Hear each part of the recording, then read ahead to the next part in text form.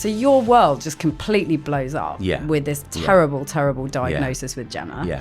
And you have all of that to navigate. Yeah. So how? I think when something like this happens, something really life-changing and tragic, you kind of got two choices. Either it essentially finishes you off, or you choose to rebuild life again in the knowledge that it's going to be really hard and really painful, and it's going to draw on energy reserves you didn't even know you're going to have. But this feels nice, doesn't it? Back. Well, it feels familiar, but not in a... not in a nice way? Well, no, in a nice way with you, but then I'm expecting to see people behind here. I know, yeah, like hundreds around. of people. We had a good team, didn't we, way back when? It was a lot of fun. Yeah. Yeah, because I joined in 2005. Yeah, by which time I'd already been... You were well established. I've been on air for a good few years. And everyone's looking at me going, why's this guy arrived? He was doing Blue Peter and now he's in Isleworth. And let's be honest, Sky back then, for people who don't know, it was basically a load of warehouses.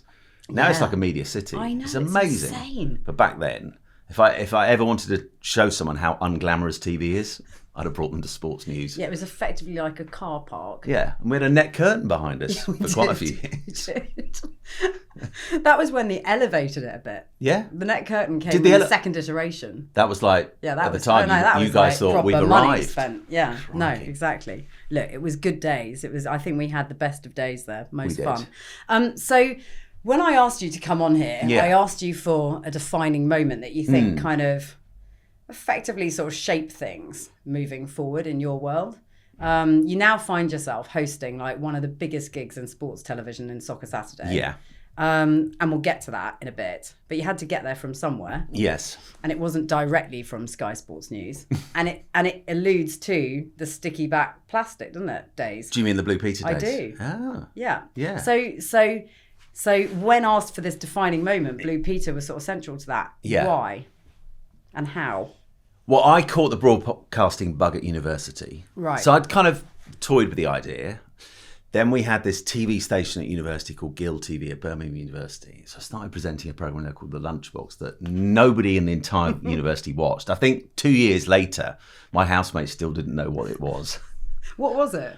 It was basically a slightly random magazine show at 12 o'clock on a Friday. So something to properly cut your teeth Yeah, on. but there's a guy called Lizo Mazumba who's, I think he's still at the BBC. He was their showbiz editor for ages. Yeah. He was at the university at the same time, real TV anorak. So he'd built this studio with second-hand equipment. Do you remember Pebble Mill? Yes, of course. BBC morning output in Birmingham, long gone.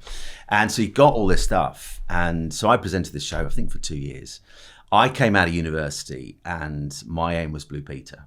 I thought, this is the show. I'd grown up watching it. Yeah.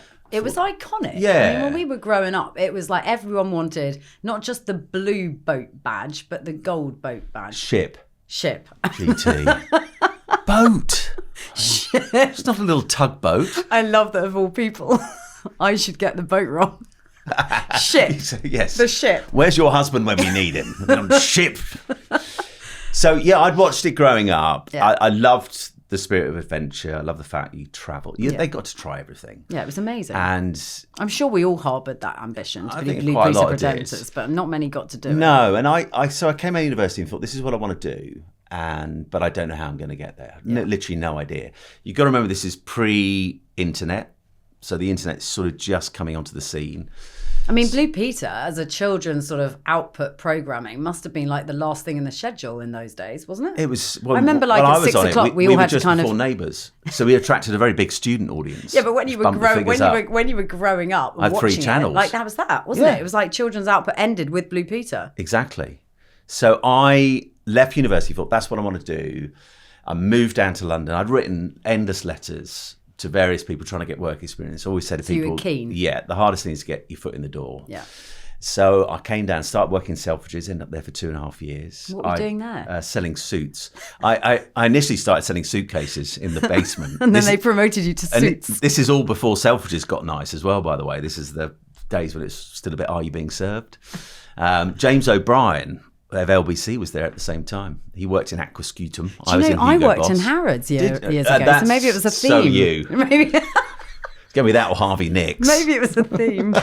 Okay, so you cut your teeth in Selfridges. Yeah, and I'd suits. I'd sent my showreel tape and CV speculative into Blue Peter. Got absolutely nowhere. You get the letter back saying keep your details on file, and they never do. You know that's not been kept on file, because when I worked there, I saw where these things went, and you were ripping them up. Yeah, I'd got to 1998, and I don't know why I gave myself 3 years after university to make it. I felt you can chase a dream for so long, you can't keep going. At some point, I'm going to have to get a normal job if I don't like it. And I'd pretty much given up.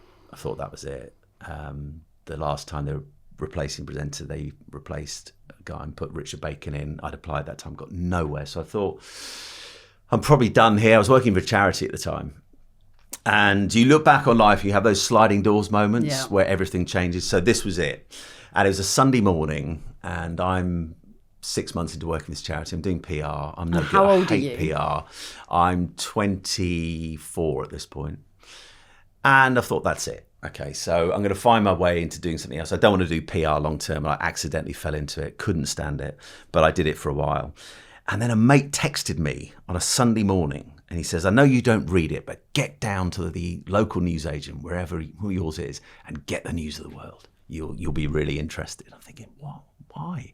What on earth could be so interesting in the news world? And again, pre-real internet, that's what you had to do. So I went down to a little corner shop about half a mile from where I left.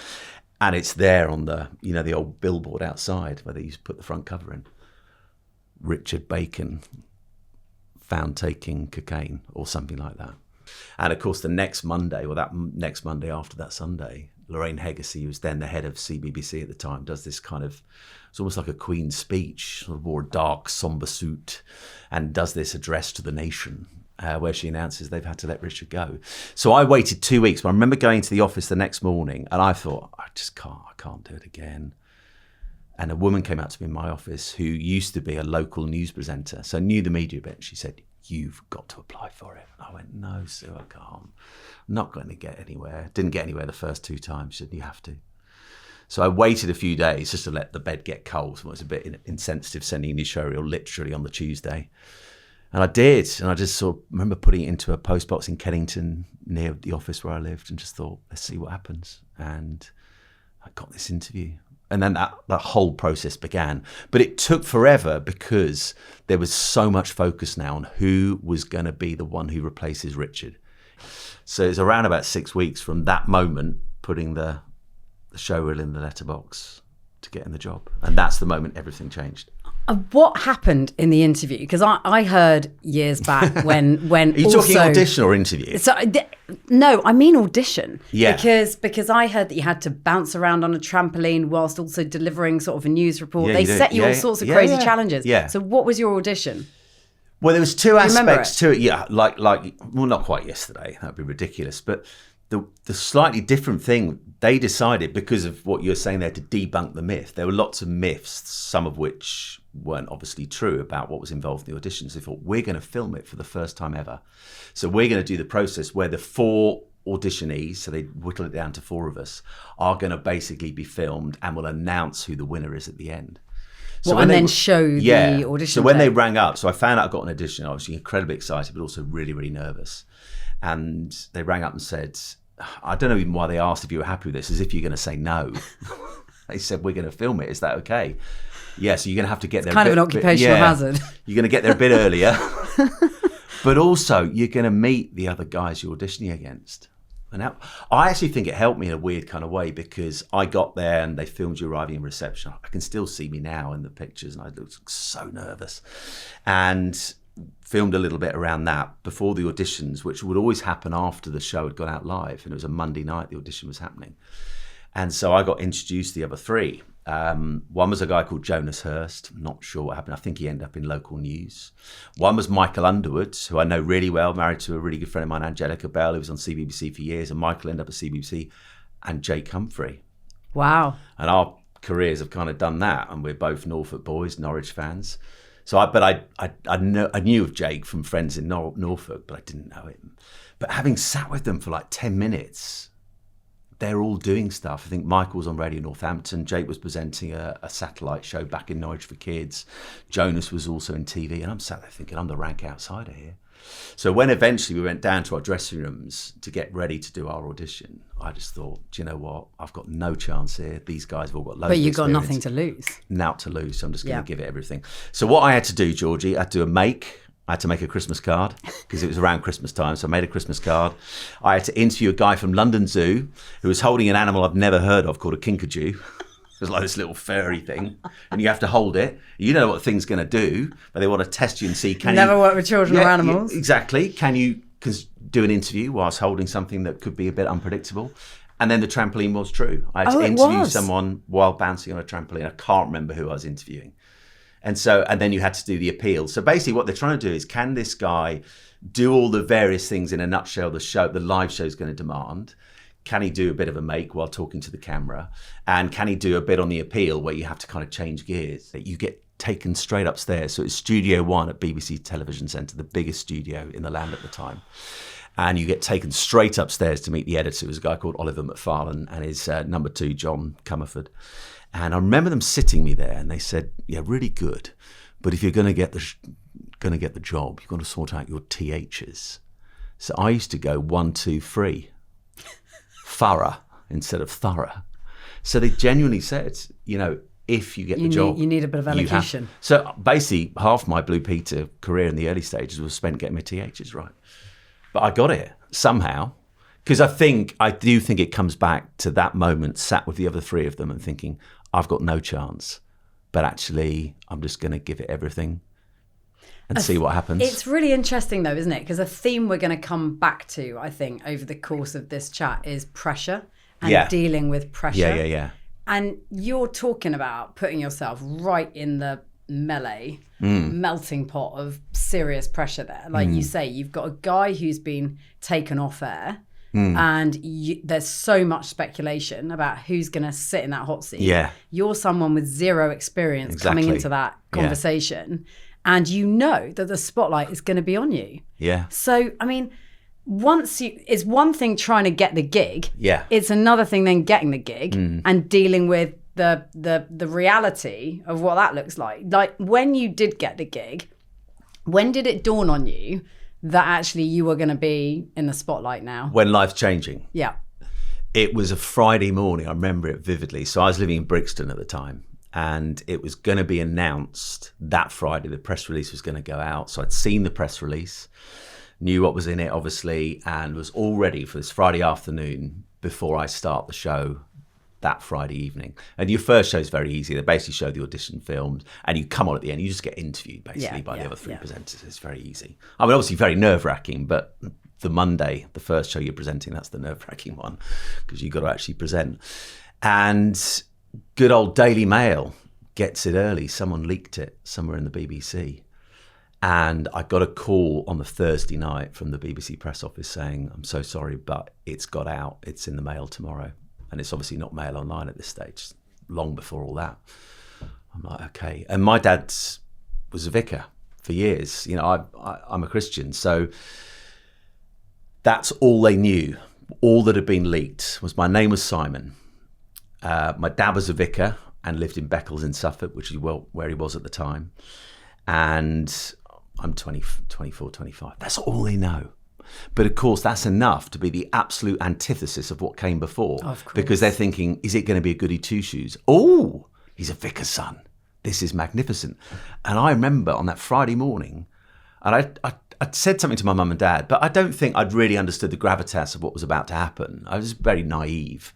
And I rang up mum and dad and said, "Oh, it's going to come out early tomorrow, but it's nothing to worry about." I get my dad on the phone. He's ringing me at like 9 in the morning. He said, "Simon, I've got a News of the World journalist on my doorstep. He's demanding pictures of you in a choir boy's outfit.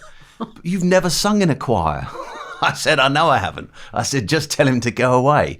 And I'm like literally ringing the press office every 5 minutes saying someone else has turned up, and she was telling me what to say to my dad. They were ringing my dad, and I was like, "Oh my goodness me!" Like literally from waking up this morning, everything's changed, and it was a very different place then, in terms of that program. You think of kids TV now. I look at Ethan. My boy's 15 now.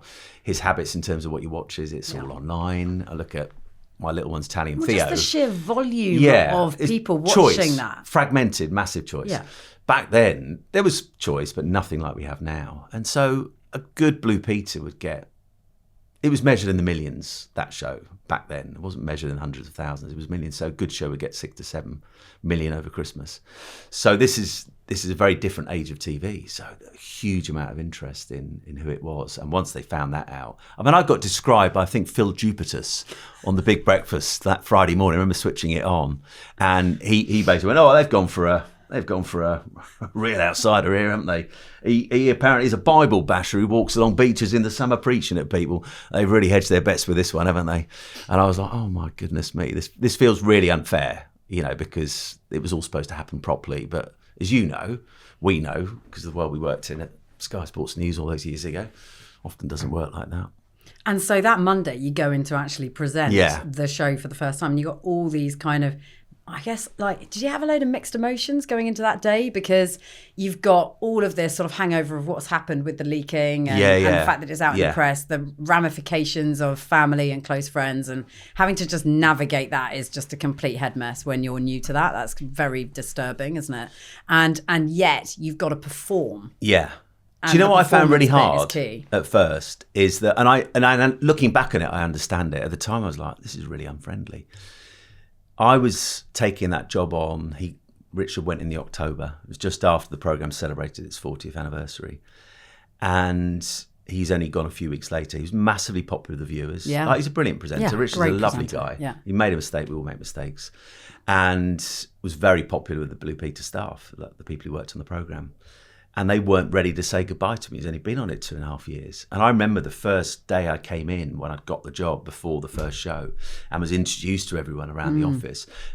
Most people were friendly, but some were not overly friendly. And at the time I was like, flip, this is a bit weird. Because in many ways, I was the presenter they didn't want to have because they didn't want to lose Richard. They weren't ready to be replacing Richard. And I found that really hard. And I think that made me a little bit more nervous than I already was. Because that first show, the Friday one, as I mentioned, was easy. But the Monday, I remember it played on my mind all weekend. You're like, now I'm being employed to be a presenter. I'm not going on as a guest to be asked questions. And I've got to do it. And there was the pressure of, we used to have these things at the BBC, and they still do them, called AIs. And it follows you throughout your career. And I think that's audience indicators. And they would constantly be doing research. When it came to the 4 of us who auditioned, they took those 4 audition tapes into loads of schools, effectively. Loads of schools, and showed them in assemblies and got kind of votes from kids. It wasn't going to be decided on that, but it was like, who's connecting with these kids? Yeah. Who do they kind of warm to? Yeah. And you have AIs all the time, which would chart your popularity. Look, we talk about sliding doors moments and opportunities, and that was one of those absolutely amazing monster opportunities. Yeah. But then all your life, you've dealt with this pressure, how to manage stress. Yeah. And sometimes it's presented itself in really difficult circumstances for you. And other times, you've been able to navigate it. When did that start then? Or did that creep in later? Do you know where I think it started? Because I think that's a very pressurised position to put yourself in as a young kid. Coming back to what my dad did. So for people who are unaware of vicars, in terms of what they do, you move around quite a lot. So I lived in 4 different places growing up, and we made the move. So I grew up in rural Norfolk until I was 10, lived in a beautiful house in the middle of the countryside, on your bikes, swinging over streams and all that kind of thing, go to a very rural state school, finish school at 3:15. And then at the age of 10, after the Easter terms, going to the summer term, we moved down to Cheam in Surrey. And Dad took over a big church there. So you've gone from rural Norfolk to commuter belt. Cheam in Surrey is classic commuter belt. And it's a very wealthy area.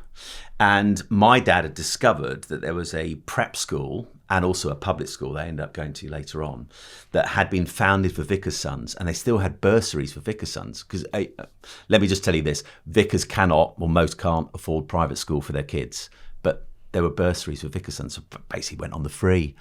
So I had this, as well as the transition of going from rural Norfolk to suburbia, I then, during an academic year, went from a state school to this weird world of preparatory school life where they wear shorts all year round. They call you by their surname. They didn't call you Simon, it's Thomas. They have things called tuck boxes. Still really don't know what they are. Sort of fancy suitcase in which you put odd things.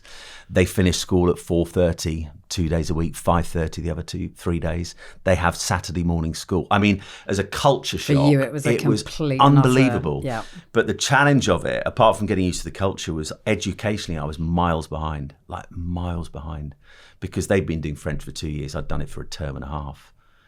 And I just felt this kind of sink or swim moment. Once I'd got kind of adjusted to the fact I'd moved, I was at a new school, I thought either I'm going to thrive here or I'm going to sink. You feel like you sort of didn't have a sort of a sense of belonging. No, didn't belong. Felt they all had a massive head start on me, and I'm determined to catch up with them. Whatever it takes, I'm going to catch up. I don't think I truly caught up with everyone until the moment I went to public school. But by the time I went to public school, I thought, I'm at home here. I know what I'm doing. I'm on the same level as these guys. I'm still going to have to work really hard because I'm not naturally an intellect to get good GCSEs and good A-levels. And I did. But that was all out of that initial move and just feeling like I'm suddenly being put into kind of this hothouse of education. So you think you've been managing this sort of stress piece for I didn't know a really, at the time. really long time. Yeah. You would never have articulated it that way. I don't think if 8. I'd stayed in Norfolk, it would have happened. No disrespect, but it was a very different way of life. It was totally different. And then you're into this hothouse of education area. Who did you tell about it? Like, who did you go to kind of have those conversations with about feeling lonely or feeling like you kind of didn't belong? Or who did you speak to about that stuff? I don't remember speaking to anyone about it. It was quite just lonely. Just sort of internalised it? Yeah, it was a lonely place. And also, people didn't explore feelings. Because I boarded for 2 weeks when I moved. I mean, it was something my dad apologised for in the years after that. They were trying to do it because they thought it helped me, because the school I went to initially, the prep school, was in the countryside. And so they thought Simon will adjust much better because he loves being in the countryside, and I still do. Yeah, so it comes from a good disaster. place. I go from state school to prep school to not seeing my mum and dad Monday to Friday. So I tried to run away twice. I remember sending a letter back with a guy called Adam from my class, who I clocked was going home every night and lived in Cheam. It was only 15 minutes away, and I absolutely hated it. And I remember crying in the dorm at night, but I remember hearing other boys crying in the dorm at night. But that was the only time feelings were ever expressed at schools like that, because when the lights were down, no one could see who it was. I mean, you probably guess who it was. But the rest of the time, God, it's so interesting, isn't it? Kept this mask on. Yeah, but I wonder how much of that comes from sort of, like you say, being put in that environment. Because I was at all girls boarding school, and I have a completely different recollection of that time. But it feels like I wasn't moved around a lot. And I had that consistency of always knowing where home was and what home felt like. And like you say, completely different experiences for different people and what it brings out in you as a young kid. And then also kind of what happens later as a result of that and how you internalize things and deal with things.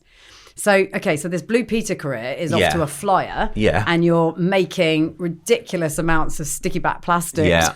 I thought you were about to say money, and I was about to say no. It wasn't bad, but it Christmas cards. wasn't the paper's quotations on what we earned. And it's all good, right? Yeah. So how the hell did you end up in sport? That's a really good question. I think some people at Sports News were asking that question when I walked in 2005. What is he doing here? No. I think, and this wasn't me being down on myself, but I remember quite a lot of people when I got the job on Blue Peter, and they didn't mean it from a financial point of view. They meant it from a career point of view. They go, you're made for life now. Oh, this will lead to so many other things. I didn't believe them. I don't think it's because I'm a glass half full kind of person. I think because it didn't happen like that. And I'd really had to hang in there to get it. It comes out of ultimately someone else's misfortune, but I still had to get it, still had to deliver in the audition. I didn't believe that was necessarily the truth. I didn't believe that when that moment came and I left, there would be offers on the table. There might be, but I thought it would be arrogant of me to assume there will be. So really early on Blue Peter, I thought, what is it you want to do next? And I've loved sport my entire life. I thought, I want to work in sports broadcasting. I don't know where, I don't know how, but that is where I want to go next. And I made it really clear to producers, to editors, that if there were opportunities to do sports films, listen, we had to share around the films. You can't have one presenter does all the daring travel and stuff. You've got to share it around. But I said, where it's possible, kind of please do the sports films. So I did, and I started doing more and more. And then probably about 2 years out from leaving, I start doing one or two things for BBC Sports. I started reporting on the marathon and the Great North Run, did something at the Commonwealth Games in Manchester. So I'm doing more and more, not loads. And so I've got this plan. And so the relationship with BBC Sport is growing. And never at any point, GT, did I just think it's going to happen. But it's looking good. It's looking good. And I get to the early part of 2005, and I know that I'm leaving. I've announced I'm leaving on the programme. And you know where you're going? No. I know I'm leaving Blue Peter. Okay. I've got to take the decision. Yeah. It was one of those programmes that you have to leave while you still love it. Because otherwise, because it took your life over. In a nice way, but sometimes quite frustrating. I remember England were in a quarter-final of a European Championships, and I was doing fancy dress on some period film for Blue Peter, and I was in a filthy mood all day, so I should be watching England. That's when you knew it was time to go. And I'm dressed like some old medieval king. That's the world of Blue Peter, by the way. It was very random. And I remember vividly sitting with a mate of mine in a pub in Battersea the day after I left Blue Peter. And you leave to this massive fanfare. We had the cast of We Will Rock You from the West End in singing for me. You know, it's an amazing show. And then the next day I'm sat in a pub in Battersea with a mate. I said, right now, I've just had 6 incredible years. Like 6 years I will never forget. But right now I have no job. I've got nothing to go to. And that's the point at which my agent said, we need to go have a chat with Sky. But it's interesting, isn't it? Because it knocked you for 6, clearly, to have had that, but to have had that one conversation, which was a negative one, as opposed to a positive one. Like actually, how you dealt with that is like, you know. But it's the second time it happened to the BBC, because like many years before, I had an audition to be one of the broom cupboard presenters. This is pre-Blue Peter, and the guy who was head of CBBC at the time, after the audition, said, "Just don't see you as a kids presenter." I reminded him of that a few years later when I bumped into him. I was on Blue Peter. When you were like 6 years in. But I'd had that rejection before. Yeah, so you understood how to. But it comes back to that thing where I felt kind of very on the outside of things at school I was going to say, like for a kid who kind of like has had that in their childhood and has felt that there. It's and like, you know what that feeling feels like, and it's horrible. You wrong fire, but then why would you choose to put yourself in a occupation which feeds all that? It does, and it's more about rejection than it is about acceptance. Yeah. So why do it? Why put yourself in it? Because I wanted it, and I wanted to prove people wrong. I felt I'd been proving people wrong since the age of 10 at school, because I was the misfit. I was the yokel from Norfolk, a land they'd never heard of, from a village they'd definitely never heard of.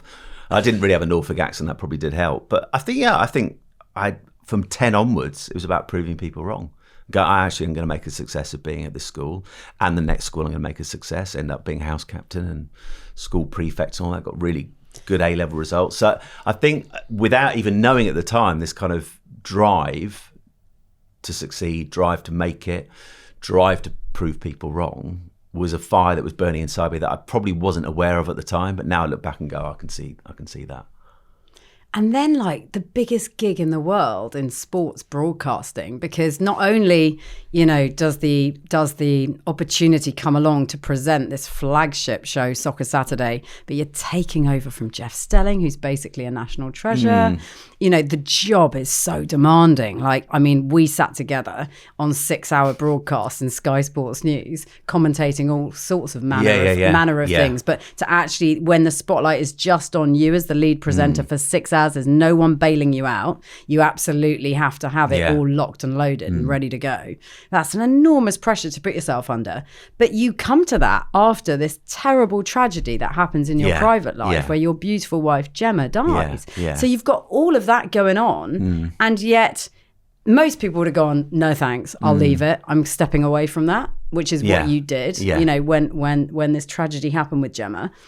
And yet you accept the challenge. You're like, I'm going to go at this. I mean, that is ballsy, Si. That's so ballsy. I remember reading about it and going, what the hell is he doing? This is unbelievable for someone that, you know, and you talked a lot about getting anxious and talked a lot about, you know, how uncomfortable you felt sometimes going into a broadcast. And we can talk about that a little bit, like how that made you feel the night before a big gig. And then suddenly you're taking on this massive job. So tracking back a little bit, So your world just completely blows up with this terrible diagnosis with Gemma. Yeah. And you have all of that to navigate. Yeah. So how? I think when something like this happens, something really life-changing and tragic, you kind of got two choices. Either it essentially finishes you off, or you choose to rebuild life again in the knowledge that it's going to be really hard and really painful, and it's going to draw on energy reserves you didn't even know you're going to have. The reason I stepped away from Sky, so over those 11 years, from first meeting you in 2005 to when I stepped away in 2018 after Gemma died, I'd got to the top. That was my aim when I got there, was to get to the top, which I think most would still agree is doing the Premier League at Sky. And gone through sports news, all those shifts we enjoyed together. Then I start doing Football League, I get to the Premier League, and that's gone in a season and a half. But it was the right decision because it was mostly to look after Ethan, and because of life insurance, I had the freedom to do it. So I was very blessed in that. Our wonderful friend Roy, that was his wisdom, our financial advisor, he was the man. But I didn't care about football at that point. It wasn't that I suddenly didn't like football, but I thought, I can't sit in a studio with Souness and Redknapp and people like that and possibly care about whether he was offside or not. So it would have been dangerous, I think, for me to go back into that. Okay, so you think you would have been in a bit of a reckless state of mind? Yeah, I probably wouldn't have been emotionally stable. So it was totally the right thing. But as life moves then forwards and you begin to put different building blocks back into what were there before, you can't be the same again after something like this, and life isn't going to be the same again. The only question is, what life is it going to be? And it was really kind of building brick by brick and getting to that place where I was comfortable enough standing in front of a camera again. So I did a few things for This Morning. I did a whole series on mental health and well-being, and that kind of got me back a little bit confidence-wise. But it's not live, it's pre-recorded. Did a few interviews on set with them, but it's again very different to presenting. And so bit by bit, I was kind of getting my confidence back. And then the opportunity came to do some games for Amazon Prime, because they had this little selection of games every Christmas covering the Premier League. And I was very nervous about going back to it, but thought, actually, I'd like to give it a go to answer that question. Can I still do it? Do I still love it when I go there? It was a weird time to do it because it was COVID. So my first game was Crystal Palace Newcastle on a Friday night, very cold. No one there. Just me, Clinton Morrison, maybe that and was Alan a good Shearer. thing. Maybe that was a good thing. I don't know. Yeah, maybe it was. I don't know. But I remember coming away from it thinking, oh no, I've really missed this. I've really missed it. Am I ready to go back to it? Was it because you got the timing right? Yeah, it was all about timing. All about timing. If you'd gone back at the wrong time. Yeah, you would have been too much. Because they asked me the year before, and it was a hard one because I was struggling around as a freelancer. I'd had 11 years. Well, actually, no, beyond that, I'd had 16, 17 years of solid work, which in TV terms is gold dust. I was very fortunate. And then suddenly I'm in the weird world of freelance, which is really unpredictable. And you're looking at your diary and going, there's nothing coming in next month. And they came knocking that year before. But I knew mentally I was not in the place. And actually I was risking future work by taking it too early. I could have just gone, I need the money, I'm going to take it. But I thought, I can't. I'm going to wait. And hopefully they'll knock again next year. And they did. And it was just really good because it was a short period of games, because I remember from those years doing football at Sky, you'd come back in August and you think, I love this job, but this is it for 10 months on the Football League. I'm doing that in a car for the next 10 months, mostly heading to the Northwest. Yeah. And in the Premier League, nearly always heading to the Northwest to do Man United, Liverpool, Man City and all the usual suspects.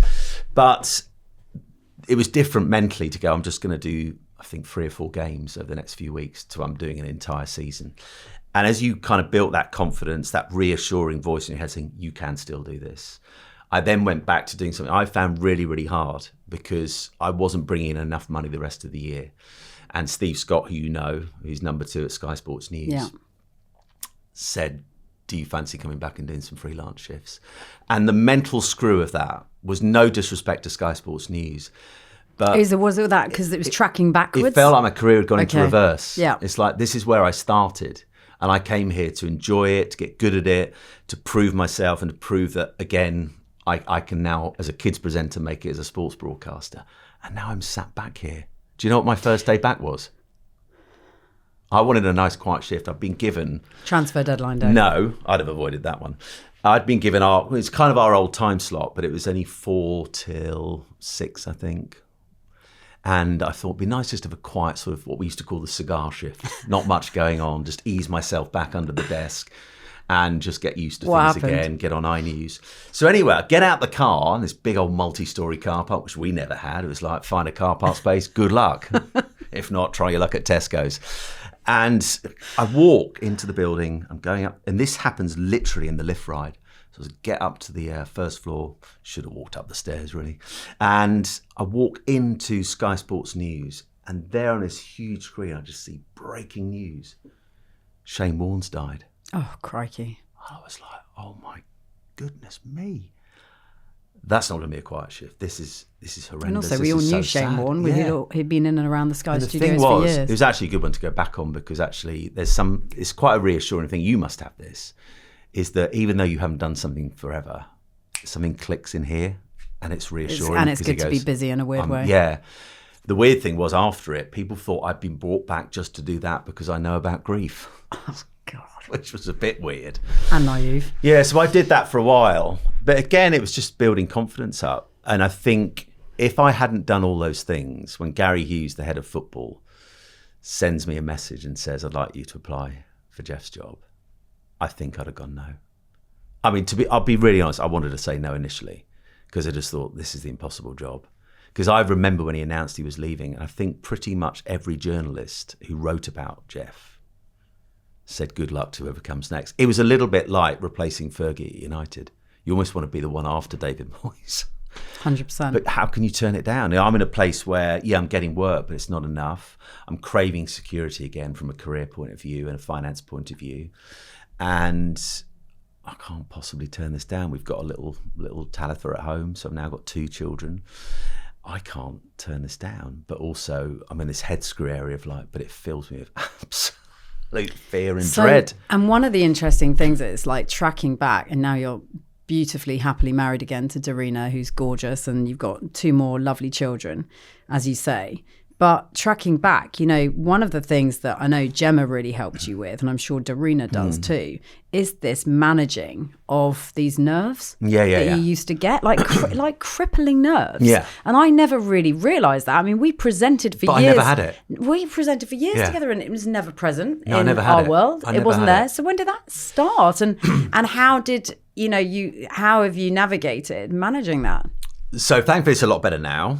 It didn't happen until the 2nd season of doing the Premier League. Really? I've never had any problems. Listen, we get nerves, but it's healthy nerves. Yeah. Because it's not iron crippling. sharpens iron, it keeps you focused. Yeah. And the day you lose that is probably the day you should stop doing it, because it is important just to have something that kicks you in. It's sharpness. Yeah. So I'd never had any more than that.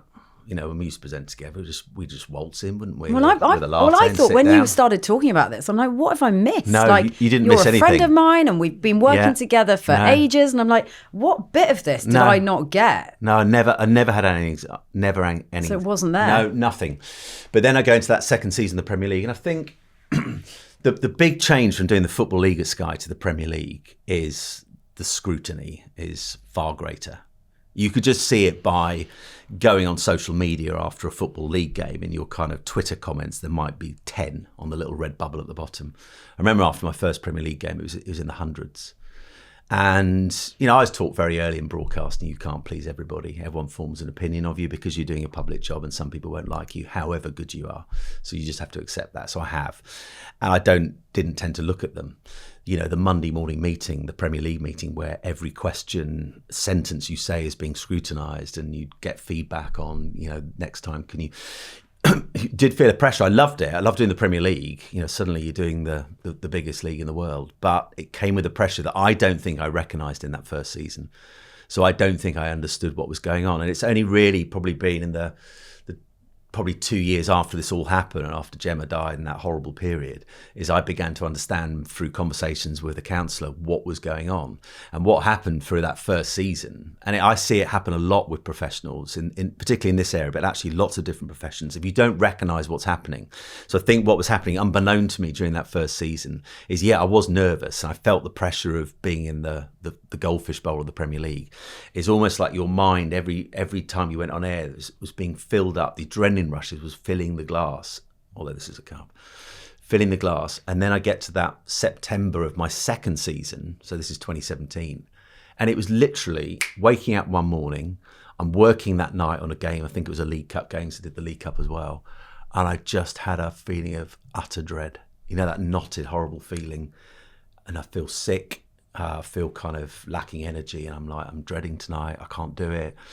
And that just got progressively worse over the next few weeks until it gets to a place where I'm regularly panic attacking before doing games. And in the end, Sky took me out the firing line, and they're actually brilliant. But it came on that quickly. It was literally one day to the next. But I think my cancer is almost like your mind had reached its saturation point, and then it starts to overflow, and then anxiety comes in. And I found it absolutely horrific. I remember a train journey down to do Swansea in the League Cup, and I'm going to the loo literally every 5 minutes. That's a sign you've got nerves. I remember a guy just looking at me from the other side of the carriage, because I'm actually talking to myself, because you've got this voice inside your head, and it plays into imposter syndrome, which often accompanies anxiety, saying you can't do this, you're going to make a mess of this tonight, no one's going to know how to answer your questions because you don't even know what questions to ask. Horrific. And I'm telling myself audibly in this carriage, I can do it. And the bizarre thing was, every time you came off air, you go, what was I worried about? But it's not logical anxiety in terms of what it does up here. And it was horrific. And so when I come to do Soccer Saturday, I knew I was in a better place with it. But I'd say a lot of the first season, I had a real struggle with it in the mornings. I'd sit in my dressing room, and I'd delay going up to the meeting for as long as possible. I'd go kind of 10 o'clock just on the dot. I'd go upstairs. I'd avoid kind of seeing people. And there was a period where I thought, have I made a massive mistake here? Like, it's hard enough replacing Jeff. It's massively hard taking on a show that's 6 hours long, and on a busy week, you're keeping across 71 games over 6 hours. You know, it's not like the old days of doing a live game. You just two teams. It's 71 times 2 in terms of the teams, and it screws with your head. And I did struggle a lot with it. But then suddenly this season, I think it was kind of, I had to ride the storm and go, this season is going to be hard. You're going to have to ignore all the people who say it's all rubbish now that Jeff's gone. He's not as good. He's not Jeff. He's not as funny. He's not this. He doesn't have the camaraderie of the guest that Jeff has. Yeah, but you didn't get that. No, but I didn't look at it if I did get it as well. You didn't get it. No. So, well, that's nice to hear. But mentally that helps me, because you can always search out negativity. You will find it somewhere. And some people can't help themselves. They just have to go and find it. And I don't get that, but some people like that. I ignore it. Ignorance is bliss. I don't need to see everything that's written about me. And I find that really helpful. I started doing that on the Premier League. I thought, I don't need to see this, because someone's always going to accuse me of being biased, even if I've had the best day ever. So steer clear of it. You don't need that in your life. And then this season, I think, do you know what helped? I get a text 10 days before my lovely summer break finishes. I get 2 months off in the summer. And I knew that this new Football League deal was starting at Sky. And I knew that over the course of the first weekend, they were going to show every Football League game live, because the Premier League comes back the weekend after. I was thinking, I wonder how this plays into Soccer Saturday. Wonder what they're going to do. And Sam, our producer, texts about a week before and says, "Hi, guys. Hope you've had a good summer. Just to let you know, because we're doing so many live games on the Saturday, Gary, who's our boss, has asked us to do an 8-hour show. So we're coming on air at 12 and we're off air at 8. I'm straight away thinking that's a third of a day on air. And people have to understand, the only break I get is I leg it in an advert break to go to the loo. There's no other breaks in the show. You are literally talking for 8 hours. So we're going to start off with, I think we started off with League One, then we got Championship, and then League Two or something like that. But we're going to go for 8 hours. I'm like, wow, what a head screw to start. But actually, do you know what? That was such a big moment, because I did the show. I came out of it and thought, if I can do 8 hours on air and talk for 8 hours and cover 3 different leagues at 3 different times and keep the guests going for 8 hours, I can do anything. I can do this. And it was like a weight came off my shoulders. And I'm a season away from it being the season where I replaced Jeff. And this season... Yeah, you're right. You've given yourself some The distance. anxiety's kind of done that. How's I still it? get occasionally it comes, but it's like, I describe it like an open window. Anxiety is like an open window. You leave a window open in your house, the wind comes and goes as it pleases. And some days it just arrives and I know what it is. It's like, oh, not you again. Okay, I'll just have to deal with this today. Because I know deep down, I've done it so many times, both Soccer Saturday and work, where I felt terrible before I went on air. But the great thing is there's that flight or fight moment when your director's assistant goes, and we're on air. You can either run away, but that's not really an option. Marlon Devonish did that once to me on camera. Were you on shift with me when that happened? No, he ran away. He ran away from me. He was literally on the screen. And then suddenly out of nowhere, I think in fairness, that was a bit of a panic move. He literally went, oh no, I'm not doing this, and bolted. I'm like, well, good luck, whoever's going to try and catch him. But he wasn't in the studio. He just won like the 4x whatever it was. He wasn't in the studio. Relay. No, it was that like that would have been hilarious. And a camera on him as he left. There he goes. Most pace he's shown in ages. Oh, it was all good. Dear. But you know, this is, I mean, again, we come back to this bit of like, what a comeback. Can you ever have imagined you'd be here now talking, not necessarily talking to me about it, but you'd be here now given everything you've been through in the last 5 years? No, I didn't. And there was a time during the freelance period where it was so bad in terms of trying to find work. And I was in such a low place thinking I'm never going to get back in. Never going to get back to doing anything regular. I might get bits and bobs here and there. But I was saying to Dorina, I'm going to start looking at getting a job as a delivery driver. I just need to do something. Don't really want to do that, but I was that kind of low. And I remember getting texts from people when it was announced. Thankfully, there was it didn't get leaked this time. Oh, no, it did. I've forgotten. This scurrilous little man from a newspaper, I will remain anonymous. I did a photo shoot at Sky, and it's going to be announced that day that I'd got the job, the next day. And you know where the entrance to Sports News is on the first floor. Bless him, it was a young press guy. And I walked up the stairs in my suit, and the cameraman is outside Sports News. And I said, are we doing it there? And he went, yeah. I said, I've heard rumours there are potentially people there who may talk to the press. So I don't think this is very wise. I said, no, it'll be fine.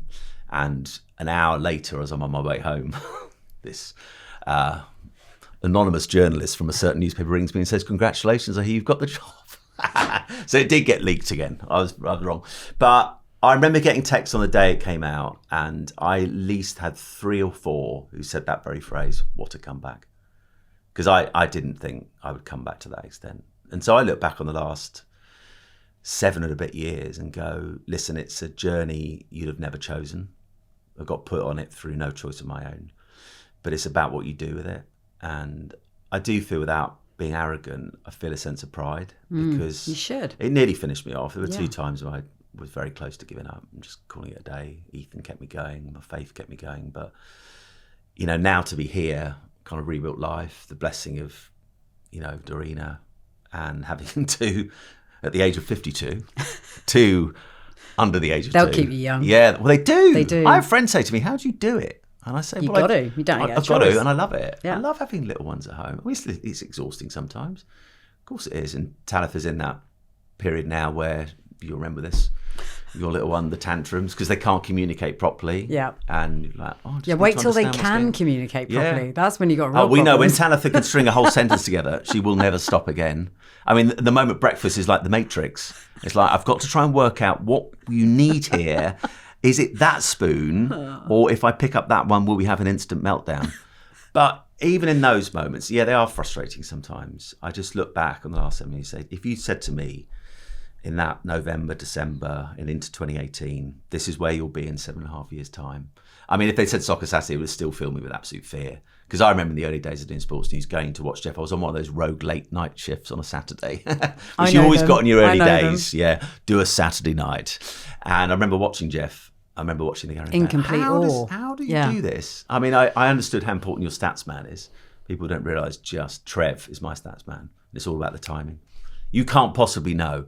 You cannot know a player in Scottish League 2 has scored his first home goal in 18 months. You might. It's unlikely. Even if your name's Jeff, it just doesn't happen. But when you've got a stats man, like Trev, it can happen. It's amazing. And also you got panellists that you know that you can trust, and you build relationships with them, and you fall back on. It's all in the prep. It's Remember what our old boss Andy Cairns used to say? Yeah. It's an age-old phrase.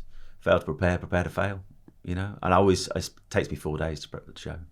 Sit there from a Tuesday to a Friday, rolling through the 9 leagues of stats, putting my match sheets together, putting the chats together for the first and that's 2.5 hours. That's a way to manage the panic as well. Because if you know it, if you're on it, my anxiety dream is leaving my match sheets at home.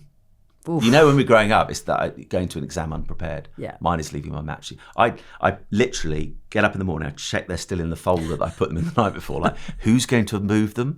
I then take them to the car. Talitha will. You wait. Yeah. She'll be writing a drawing all over them in about a year's time. And even about a mile into the journey into work every Saturday, I still have to just put my hand behind my seat and just tap them.